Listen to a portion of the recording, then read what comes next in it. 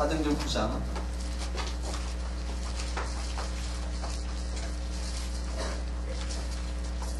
32절부터 35절까지 말씀입니다.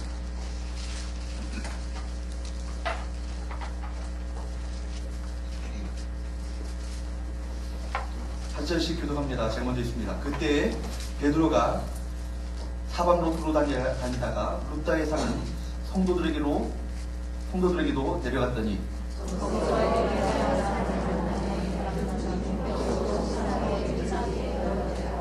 베드로가 이르되 에니야야 예수 그리스도께서 너를 낫게 하시니 일어나 네 차례를 정돈하라 한데 곧 일어나니 룻다와 사돈의 두 사람들이 다 그를 보고 죽기로 돌아오니라. 아멘.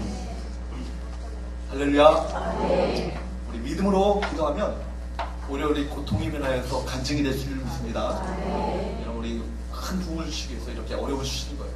우리 교회가 우리가 나태하고 아니라 해서 우리가 잡아 있는 것이 아니라 어려움 때문에 주 앞에 주님을 찾게 되어지고 어려움 때문에 주 앞에 기도를 하게 되어지고 어려움 때문에 하나님 앞에 부르짖어 간구하는 가운데 우리가 인간이 할 수 없는 하나님의 기적을 맛보게 되어지는 놀라운 부흥의 역사가 우리 가운데 있게 되기를 축복합니다. 오늘 말씀은요, 지난 우리가 함께 살펴보았던 사도행전 8장 25절에서부터 다시 연결되어지는 부분이에요. 8장 25절 한번 보도록 할까요? 8장 25절을 보도록 합니다. 8장 25절 시작. 두 사도가 주의 말씀을 증언하여 말한 후 예루살렘으로 돌아갈 때 사마리아에 있는 여러 마을에서 복음을 전하니라. 여기 보면 두 사도가 누구예요? 베드로와 요한이죠. 베드로와 요한. 이때 베드로와 요한이요, 사마리아 사람들도 하나님의 말씀을 들었다함을 듣고 즉시 예루살렘으로부터 사마리아로 간 내용이 바로 이 내용이에요. 사마리아로 가서 그들은 말씀을 전하고 그 사람들에게 안수를 합니다. 안수를 하니까 뭐가 일어나요? 성령이 임했죠. 성령이 임하심으로 말미암아 여러 가지 능력과 기적이 그 가운데 나타나는 것을 볼 수 있었습니다. 그들의 기도를 마친 후에 사마리아 사람들을 격려하고 도와준 후에 다시 예루살렘으로 돌아오게 되는데요. 돌아갈 때 바로 예루살렘으로 돌아가지 않냐고 사마리아 여러 촌에 다니면서 복음을 전했다는 이야기입니다. 이렇게 본다면 8장 25절 이후에 나오는 8장 26절부터 오늘 본문 전에 9장 31절까지 내용은요, 베드로와 요한과 상관없는 삽입된 이야기라는 것을 볼 수 있어요. 어떤 연결되어지는 이야기가 나오다가 이 중간에 이야기가 삽입됐다는 얘기입니다. 한 이야기는 어떤 얘기죠? 빌립 이야기죠. 기억을 좀 더듬으면 좋겠습니다. 지난번에 이렇게 계속 사도행전을 살펴봤는데 빌립 이야기, 즉 빌립은요, 에디오피아 내시에게 전도를 하죠. 빌립은 핍박을 받아서 사마리아와 유다 지방을 다 돌아다니면서 전도하는 기록이 그 가운데 나옵니다. 그 다음에 나오는 얘기가 누구 얘기예요? 사울 이야기죠. 사울이 예수님 믿는 사람들을 핍박하려고 어디로 가요? 다메섹으로 가는 도중에 누구를 만납니까? 예수님을 만났잖아요. 그죠? 사울아, 왜 네가 나를 핍박하느냐? 주여 누구십니까? 나는 내가 핍박하는 예수라. 그로 말미암아 그 다메섹까지 갔던 그 사람이 예수를 만남으로 말미암아 다메섹 도상에 예수를 만나서 도리어 핍박하러 가려고 했다가 오히려 예수 만나고 예수님을 위한 사도로 전환되어지는 이야기가 나옵니다. 이 두 사건이에요. 여러분 지금 8장 25절에서 5절부터 26절부터 9장 31절 사이에 나오는 두 가지 이야기예요. 이 두 사건이 여기 기억되는데 누가가 베드로 이야기와 베드로와 요한의 이야기를 하다가 왜 도중에 이 빌립 이야기와 바울의 이야기를 왜 중간에 삽입했을까? 다른 것 때문이 아니에요. 한 가지 목적입니다. 빌립의 사건이나 사울의 사건이나 베드로의 사건, 이 모든 것이 다 공통점이 있습니다. 그건 뭐냐면 이방인을 향하여서 복음의 문이 활짝 열리고 있다. 이것을 이야기하기 위해서 베드로 이야기를 하다가 빌립 이야기, 사울 이야기를 하고 있는 거예요. 이건요, 너무나도 절묘한 성령의 역사가 아닐 수 없습니다. 지금이야 당연히 복음을 이방인들이 믿고 받아들입니다. 복음이 들어와서 우리가 예수 믿게 되었으니까 이방인들이 예수님을 믿는 거 당연한 거 아니겠습니까? 그렇죠? 여러분 예수 믿는 거 당연한 것처럼 여기시죠? 그러나 여러분 사실은 복음이 이방인으로 들어간다는 것 자체가 기적 중에 기적인 거예요. 어떻게 이스라엘에게 임했던 이 복음이, 예루살렘에 임했던 이 복음이 어떻게 이방인의 세계로 들어갈 수 있을 것인가? 주님께서 온 유대와 예루살렘과 온 유대와 사마리아와 땅끝까지 이르러 뭐라고요? 내 증인이 되리라. 온 예루살렘, 온 유대까지는 믿겠어요. 어떻게 근데 이 사마리아, 예수님 유대교도 제대로 믿지 않는 사마리아 땅으로 다 갈 수 있을 것인가? 그들이 염려했어. 사마리아뿐만이 아니에요. 어디요? 땅끝까지 어떻게 이 복음이 들어갈 수 있을 것인가? 그들이 염려하고 이것은 도저히 안 된다 생각했던 그들 아닙니까? 도저히 들어갈 수 없는 이방인의 세계, 주님은 복음이 땅끝까지 전파될 것이라고 말씀하셨지만 이방인의 이 닫힌 문이 어떻게 열릴 것인가? 과연 이 문을 누가 열 수 있을 것인가? 이건요, 문화적으로, 전통적으로, 역사적으로 아무리 생각해도 불가능한 거예요. 가능치 않은 일이었습니다. 그런데 그런 일들을 본인 자신들도 몰라요. 어떻게 해요? 성령께서 임하시니까요. 성령께서 그들 가운데 임하시게 되니까 빌립을 통해서 일어나고 계시고 사울을 통해서 기적적으로 예수를 핍박한 사람을 발가락 바꿔놔가지고 예수님을 위한 사도로 바꿔놓으시고 그로 말미암아 이 이방인의 문이 활짝 열려지게 되어지는 그 일을 누가 하시는 거예요? 사람이 하는 게 아니에요. 성령께서 역사하심으로 말미암아 하나님께서 친히 그 문을 열어가신 것입니다. 할렐루야. 여러분, 그렇기 때문에 여러분들이 불가능하고 이 사람은 도저히 안 된다, 이 사람은 예수 도저히 안 믿는 사람이다, 포기할 수 없는 거예요. 하나님이 하고자 하시면 그 문이 열리게 될 줄로 믿습니다. 여러분, 주님께서 열고자 하시면요, 그 문이 열리게 되는 거예요. 이 일을 위해서 하나님은요, 사람을 사용하십니다. 그리고 환경을 사용하십니다. 이렇게 빌립과 사울의 이야기를 중간에 개입시키고 그리고 나서 9장 32절부터 다시 베드로 이야기가 계속 다시 이어지고 있습니다. 9장 32절 말씀을 다시 한번 보도록 할까요? 시작. 그때 베드로가 사방으로 도로 다니다가 루다에 사는 성도들에게로 내려갔더니 예루살렘으로 다시 이제 그들이 사마리아 성에서 복음을 전하고 나서 다시 돌아오는 중에 사마리아 여러 지방을 다니면서 복음을 전했는데 바로 그때 사마리아와 유대 땅의 그 중간 지점되는 해변에 가까운 곳에 어떤 곳이 있어요? 루다라는 곳이 있습니다. 루다라는 곳이 있는 거예요. 이 루다라는 지역에 이 베드로가 들어가게 된 거예요. 여기서 우리 베드로에게서 또 다른 하나의 놀라운 사실을 발견하게 된 것이죠. 그것은 바로 흩어진 성도들을 믿음으로 격려하고 돌보며 신방하는 사역을 그가 했다는 겁니다. 당시 여러 곳에 복음이 전파됐죠. 짧은 기간에 예루살렘에 있었던 복음이 순식간에 예루살렘만 머물러서 했던 이 복음이 순식간에 불똥이 튀는 것처럼 이 복음이 확산되는 계기가 어떤 계기가 있었죠? 예루살렘 교회의 커다란 핍박의 박해가 임함으로 말미암아 그 사람들이 다 흩어졌어요. 흩어진 사람들이 복음을 전한 겁니다. 그로 말미암아 우리 성경에 보게 되면 이미 예수 믿는 사람들이 루다와 사론과 욥바에도 있었다는 것을 볼 수 있어요. 거기에 성도들이 있었던 겁니다. 뿐만 아니라 사울이 다메섹으로 예수 믿는 사람들을 잡으러 간 걸 보면 어디에 있었어요? 다마스커스에서도 예수 믿는 사람들이 거기 있었다는 얘기입니다. 사울이 그 후에 아라비아 사막까지, 아라비아 광야까지 간 거 보면 거기에도 누가 있었어요? 예수 믿는 사람들이 거기 있었다는 얘기입니다. 여러분, 얼마나 놀라워요? 마치 이것은 불똥과 같은 거예요. 불이 폭발을 했는데 사방으로 다 흩어짐으로 말미암아 그곳에서 흩어진 그 불똥들이 다 불타게 됐다는 얘기입니다. 참 복음은, 정말 예수의 복음은, 진정한 우리 복음의 십자가의 복음은 바로 가만히 있지 않아요. 가만히 있는 것이 아니에요. 머물러 있는 것이 아니에요. 불똥이 터지는 것처럼 생명이 그 가는 곳마다 역사하게 되는 겁니다. 여러분, 진정으로 성령 받은 사람들, 여러분 한 사람 한 사람이 터지는 곳마다 거기에 복음이 전해지고 거기에 복음의 문이 활짝 열려지고 믿지 않은 자들이 여러분을 통해서 돌아오게 되시는 놀라운 생명의 역사가 일어날 수 있기를 주로 축복합니다. 여러분, 마치 잡초가 번식하는 것처럼 불똥이 터져나가는 것처럼 이미 떨어지기만 하면 또 다른 불이 붙게 되어지고 그로 말미암아 그 곳 가운데 하나님의 통치와 하나님의 역사가 일어나게 되는 거예요. 여러분, 우리 성교회가 이 사등전의 이 불똥과 같은 교회가 될 수 있기를 축복합니다. 성령의 불이 임하여서 오순절 다락방, 마가의 다락방에 임하였던 성령이 그로 말미암아 성령 받는 사람들이 흩어짐으로 말미암아 그 가는 곳마다 그 교회가 세워지고 가는 곳마다 하나님 나라가 임하였고 가는 곳마다 복음의 역사가 뜨겁게 일어났던 것처럼 우리 마음 가운데 그런 불타는 열정과 주님의 마음이 우리 가운데 길 모으시기를 주님으로 축복합니다. 그로 말미암아 바로 오늘 본문에 보면 사도 바울 베드로가 이 흩어진 성도들을 또 예수 믿는 사람들을 격려하기 위해서 이 루다라는 곳에 이르게 됐는데 영혼들을 돌보아주다가 누구를 만납니까? 오늘 본문에 애니아라고 하는 이 8년 된 중풍병자를 만나게 됩니다.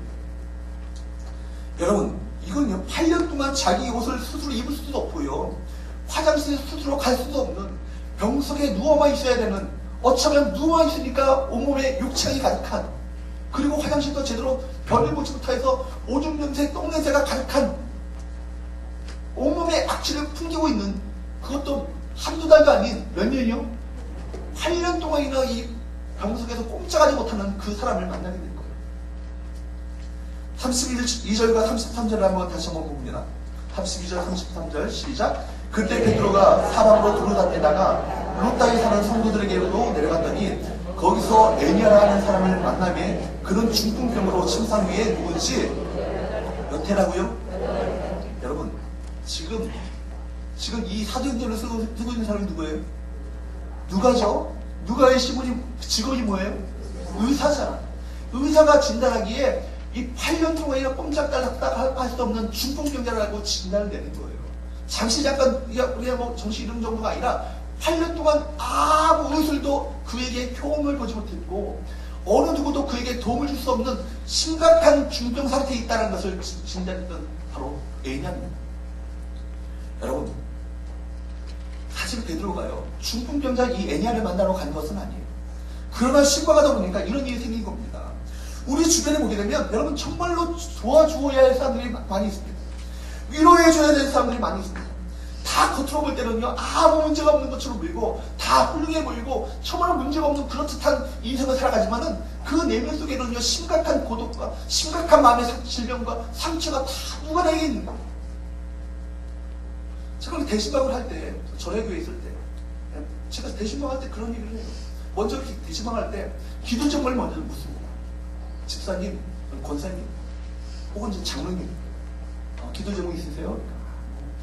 저희가 좀 평안합니다. 건강하고 성령 충만하고 이런 얘기를 해요. 그런 얘기 하다가 집사님 정말 기도 제목 그거밖에 없습니까? 그런 친구를 이어가다가 목사님 사실은요 이 얘기 시작하면요 그때부터는 심각한 얘기가 나옵니다. 누구는 어느 누구에도 말할 수 없는 그 심각한 내면의 그 어떤 고독과 고통의 그 상처가 그 마음 가운데 나오는 겁니다. 여러분 기도 제목 내놓는 가운데 눈물이 터지는 거예요. 왜냐면 누구나 여러분이 앉아 계시지만 문제없는 가정이 없는 거예요. 문제없는 가정이 내가 보지 못했어요. 내면에 고통이 있고 내면에 상처가 있고 내면에 그 심각한 기도 제목이 있는 가정들이 있습니다. 여러분 우리 목회자뿐만 아니라 우리 모든 성도들에게 정말 위로가 필요한 자들에게 정말 위로자로 상처받은 치유자로서 다가가 하시는 저와 여러분 되시기를 주님으로 축복합니다. 주님이 상처받은 치유자이시잖아요. 우리 연약함을 이미 치유하신 분 아닙니까? 이미 주님께서 우리 모든 상처를 다 받으셨고 고통을 다 받으셨고 질고로 친히 경험하셨고 그러기에 여러분의 질고와 여러분의 상처와 여러분의 고독을 누구보다도 다 알고 계시고 여러분을 불쌍히 여기시는 주님이심을 믿으시기 바랍니다. 베드로는 신방을 하다가 교회를 돌보다가 오늘 본문에 애니아라고 하는 8년 된 중풍병자 가정을 신방하게 되었습니다. 34절과 35절 한번 보도록 할까요?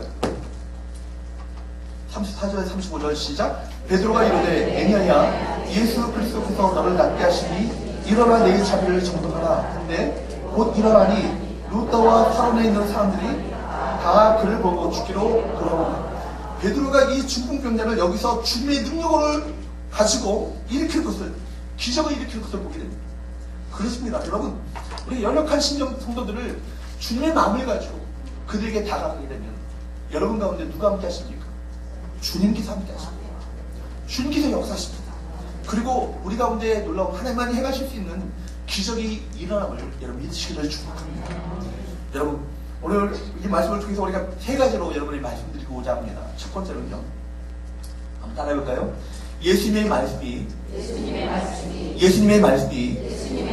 치유하신다. 무엇이 우리를 치유하신다고요? 예수님의 말씀이 우리를 치유하신다. 첫 번째는요. 이 애니아를 낫게 하신 분이 누구세요? 누구예요? 베드로가 누구예요? 예수님이에요.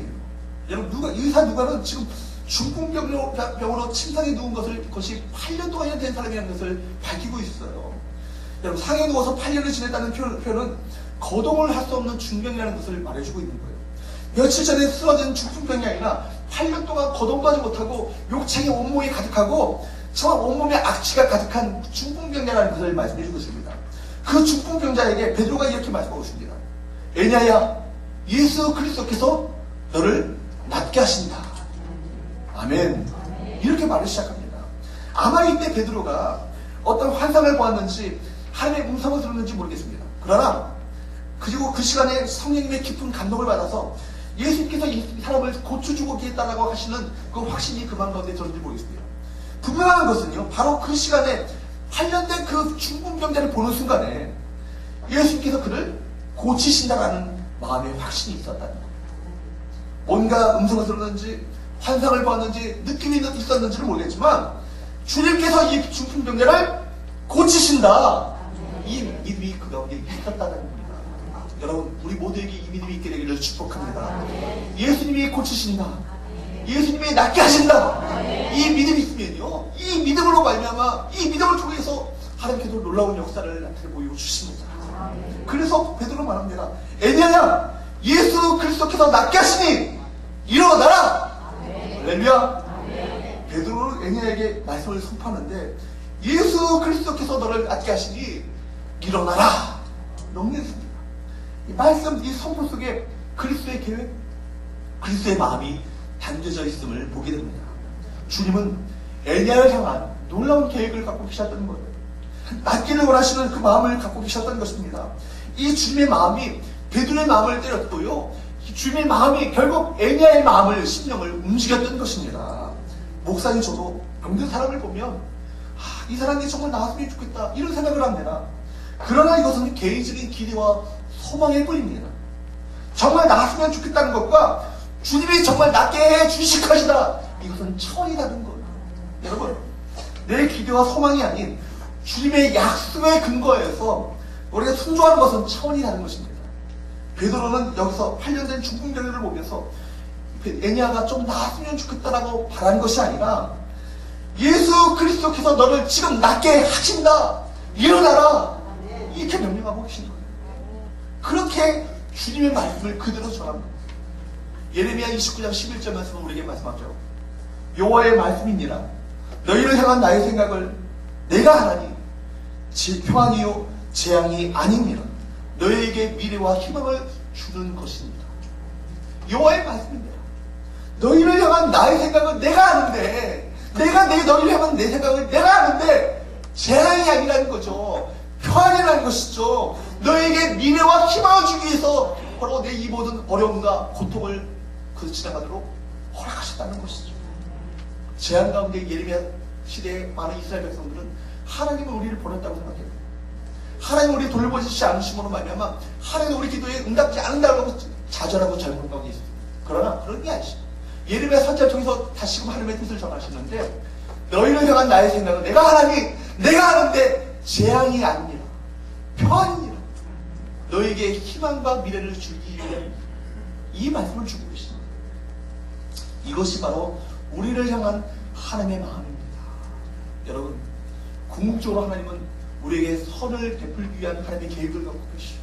그렇기 때문에 일생에 우리 순간순간 지나가는 많은 고통의 어려운 터널을 지나갈 때 그 가운데 낙심치 마시고 절망치 마시고 끝까지 주님을 바라보시면서 주님을 부르시는 저와 여러분 되시기를 주님으로 축복합니다. 여러분, 마태복음 8장에 한 나병 환자가 주님께 나와 절하며 말을 합니다. 주여 원하시면 저를 깨끗하게 하실 수 있나이다. 그때 주님께서 손을 내미셔서 그에게 대시면서 말씀하십니다. 내가 원한다. 내가 원한다. 깨끗함을 받아라. 이렇게 말씀하십니다. 이렇게 선포하실 때 즉시로 낫게 되어지는 역사가 일어났습니다. 이것이 우리를 향한 주님의 마음이요, 주님의 소원이요, 주님의 기대입니다. 이 주님의 마음이 담긴 말씀이 선포되어질 때 그곳 가운데 놀라운 변화가 일어나게 되는 거예요. 이사야 53장 말씀처럼 예수님께서 채찍의 말씀으로 우리의 연약함을 이미 가져가 버리셨음을 믿으시기를 축복합니다. 여러분, 이 약속의 말씀을 붙으셔야 되는 거예요.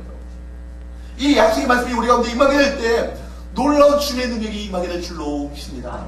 그러므로 하나님의 말씀이 증거되어지고 하나님의 말씀이 선포되어지고 하나님의 말씀을 묵상하는 가운데 그것을 성경 속의 말씀으로만 받지 마시고 이것이 나를 향한, 바로 내 개인을 향한 하나님의 음성, 레마의 음성으로 붙잡을 수 있기를 주로 축복합니다. 그럴 때 그 말씀이 여러분의 신령 가운데, 믿음 가운데 그 말씀이 붙이게 될 때 놀라운 하나님의 기적의 역사가 나타나게 되는 거예요. 창세기에 우리 주님께서는 빛이 있으라, 빛이 있었으면 좋겠다가 아니에요. 빛이 있으라. 어떻게 됐어요? 빛이 있었어요. 여러분, 주님께서 말씀하실 때는요, 그 말씀이 그 창조의 역사가 있는 거예요. 그 주님의 말씀이 선포되어지고 증거되어질 때 우리 인간적으로 볼 때는 불가능한 것처럼 보여지는 그 아무런 상황 가운데서도 어둠 가운데 빛이 일으키시는 놀라운 축복을 우리 가운데 베풀어 주실 줄로 믿습니다. 어둠의 밝은 빛을 비춰주시고 우리 작은 시도에도 응답하시니 주님을 바라볼 수 있기를 주님으로 축복합니다. 여러분, 그렇기 때문에 주님이 우리를 향한 사랑의 마음이 담겨져 있는 살아있는 말씀과 우리를 붙이게 됩니다. 죽은 자도 살아나고 하늘들도 치료되었고 환경들도 열려졌고 모든 풍파들이 잠잠케 되어지는 역사가 일어났음을 여러분 기억하십시오.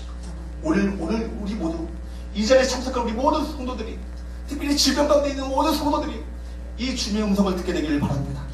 주님께로부터 이 약속, 주님 행하시는 이 일에 동참하는 우리 믿음의 성도들 되셔서 우리 삶 가운데 이 고통이 배가해서 간직이 되어지는 놀라운 축복이 임하기를 주여로 축복합니다. 두 번째로 우리 본문을 통해서 우리가 알게 된 것은 한번 따라해 봅시다. 성령의 감동에 순종할 때 역사가 일어난다. 어떨 때 역사가 일어난다고요? 성령의 감동에 순종할 때. 성령의 감동에 순종할 때 역사가 일어나는 거예요. 하나님의 행하심이 일어나는 거예요. 하나님의 능력이 우리 가운데 나타나게 되는 거예요. 하나님께서 친히 일하시는 거예요. 여러분, 베드로는 주님이 이런 확신이 왔을 때, 어떤 느낌이 왔을 때 그 사실을 그대로 믿고 순종했습니다. 예수께서 너를 낫게 하시니 지금 일어나 내 자리를 정돈하라 명령합니다.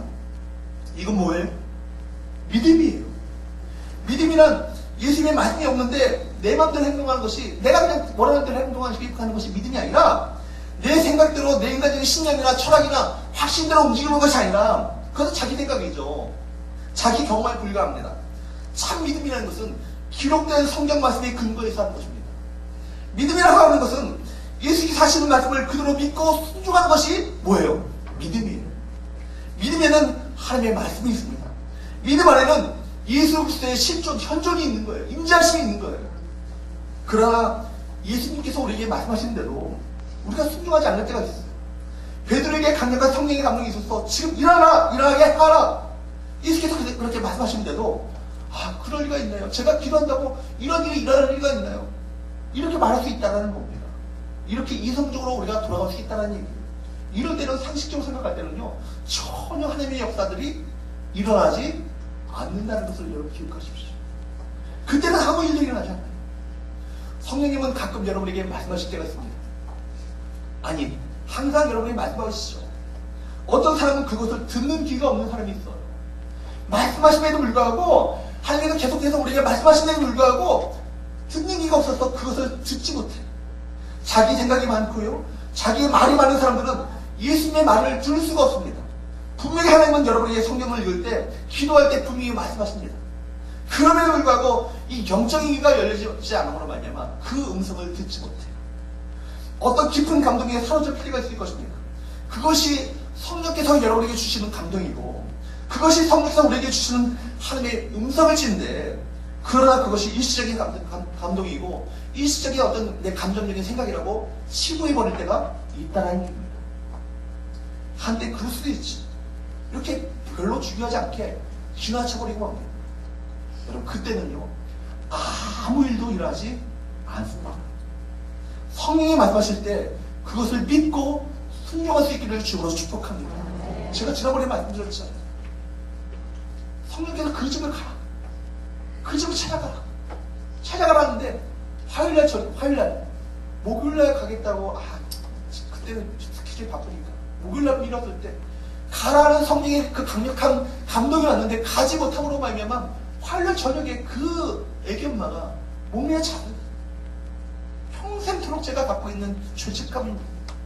성령의 감동에 그대로 순종했더라면 뭔가 달라졌을 텐데, 뭔가 정말 그 어떤 그런 비참한 일이 일어나지 않을 수도 있었는데 성령의 감동에 순종하지 않은 걸로 말미암아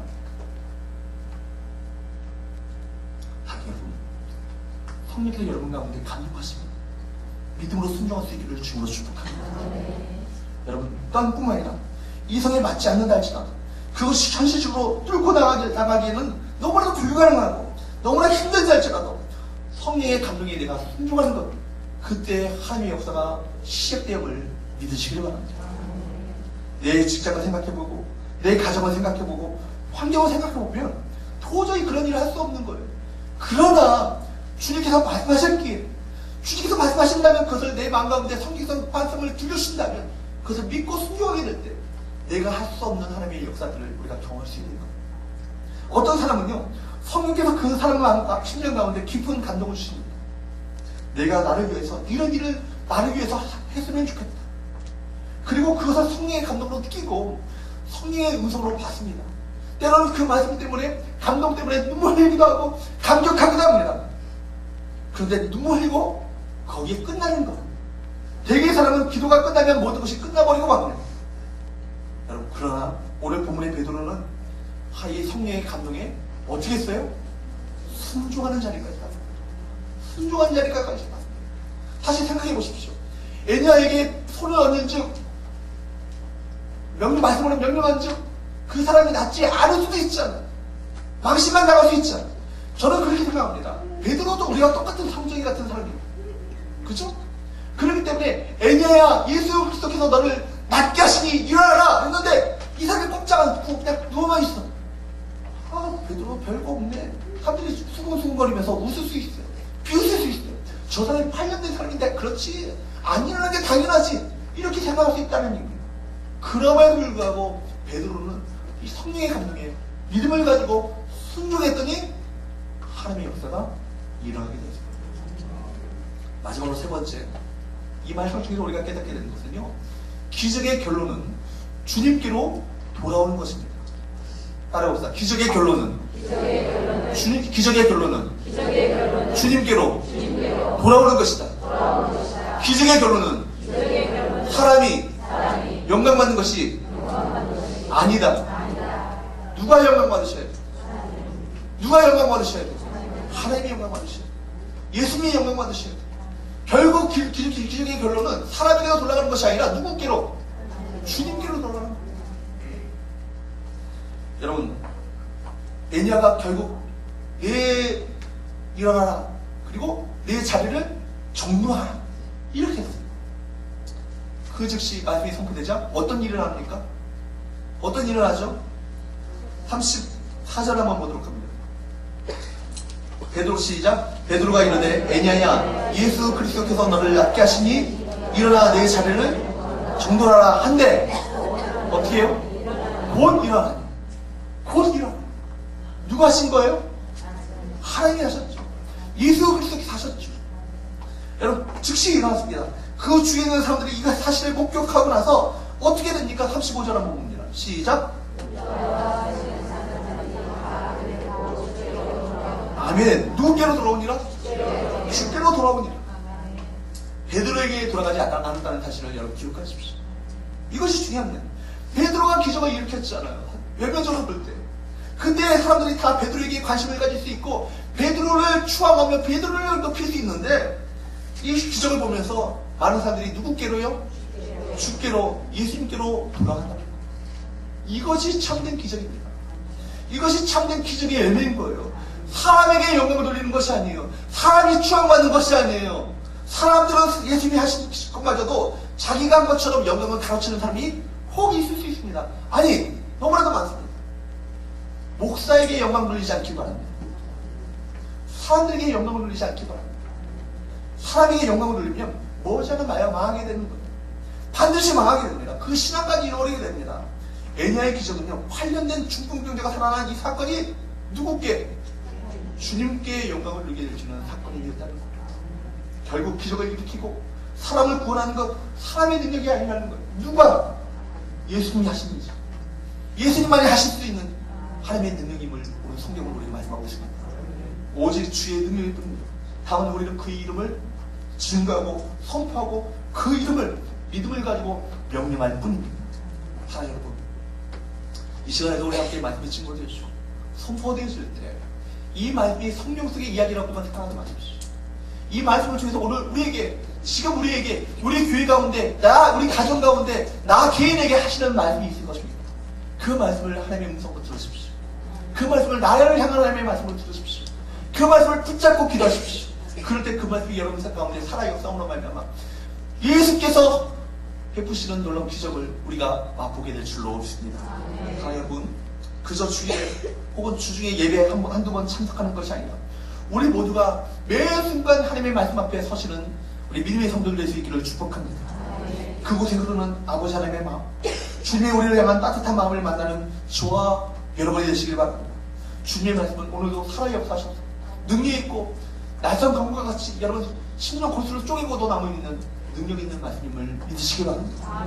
현재 우리 상황에 맞는 이 레마의 말씀을 주고 계시죠.